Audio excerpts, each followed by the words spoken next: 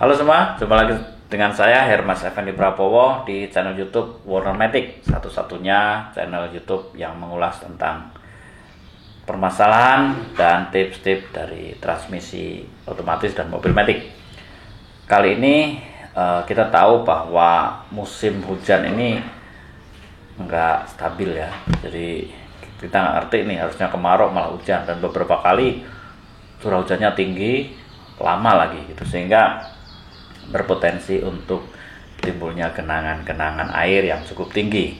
Nah, buat teman-teman yang punya mobil matic, jangan sok-sok aneh. Wah ya, ada genangan tinggi main terabas aja, nanti transmisi maticnya bisa masalah. Kenapa itu bisa terjadi?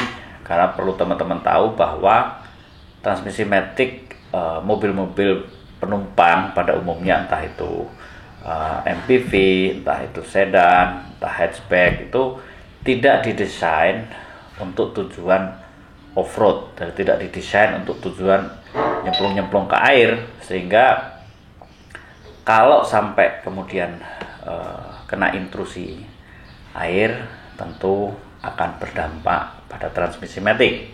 Dan teman-teman juga perlu paham bahwa transmisi matic sekarang itu sudah dilengkapi dengan sistem electrical ya, mulai dari solenoid, sensor suhu, mulai dari switch rank ya, terus kemudian ada switch pressure misalnya, terus juga dikontrol oleh sistem, oleh komputer.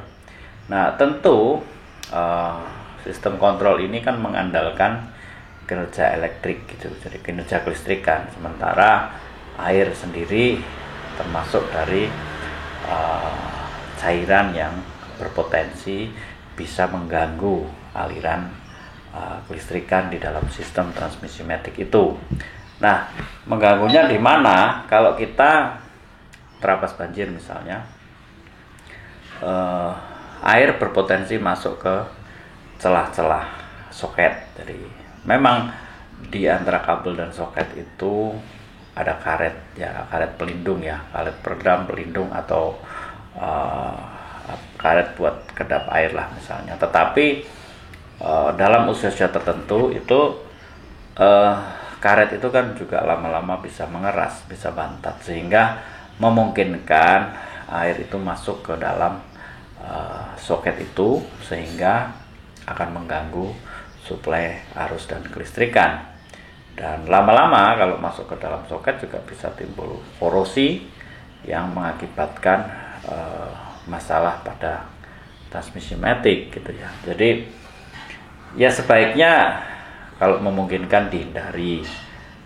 Selain mengganggu sistem kelistrikan, itu air pada genangan itu juga bisa memungkinkan mengganggu kerja transmisi matic, karena ketika transmisi matic itu kerendam misalnya, memungkinkan air dari luar tuh masuk ke dalam gearbox matic gitu, masuk di dalamnya gitu. Terus kemudian nanti bisa mencampuri oli matic ya, mixing, nanti olinya jadi berwarna kecoklatan atau keputihan.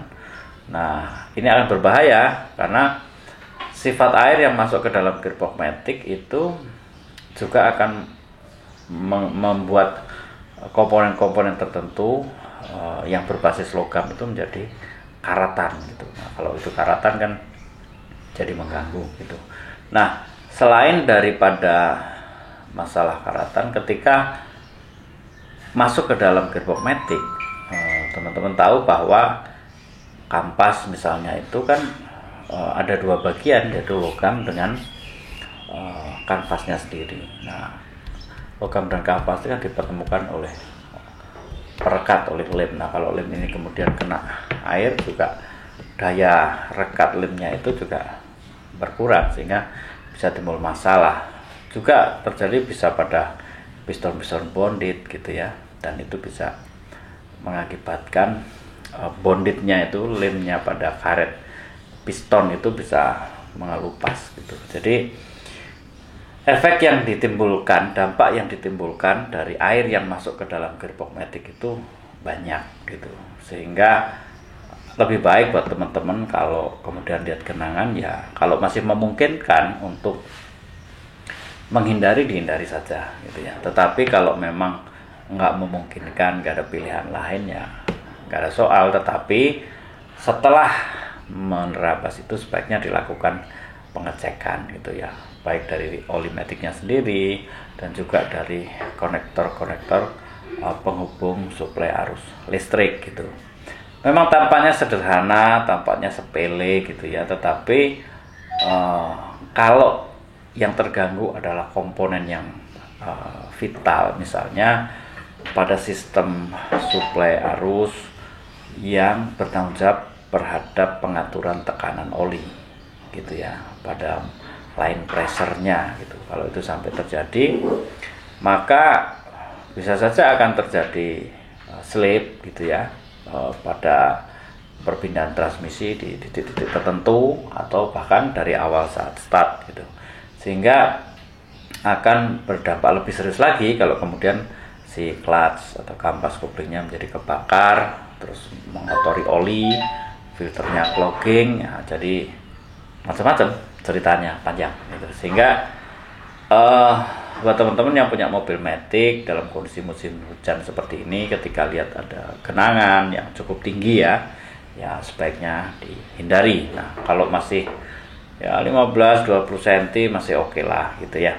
Tapi 20 cm misalnya kalau kita lagi jalan terus kemudian berpapasan dengan mobil lain, terus kemudian ada empasan, itu juga bisa naik gitu, bisa masuk ke dalam soket-soket konektor itu. Nah, tidak hanya pada transmisi matic gitu, komponen-komponen tertentu seperti sensor CKP juga di beberapa mobil posisinya sangat rendah gitu. Bahkan ada juga yang kayak alternator gitu posisinya rendah banget gitu, sehingga ketika itu kena intrusi air bisa mengganggu suplai arus utama yang menuju ke pengisian baterai itu.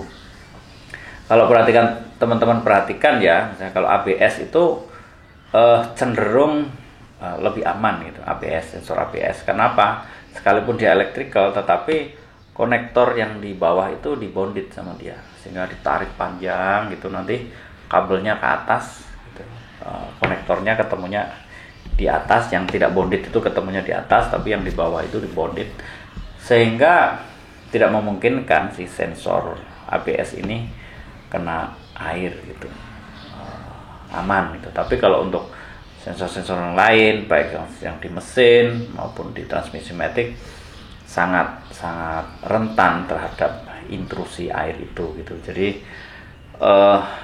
sebelum terjadi hujan terus-menerus, saya mengingatkan kepada teman-teman, barangkali ini bermanfaat. Oke, itu aja, dan enjoy with your matic car ya. Sampai jumpa.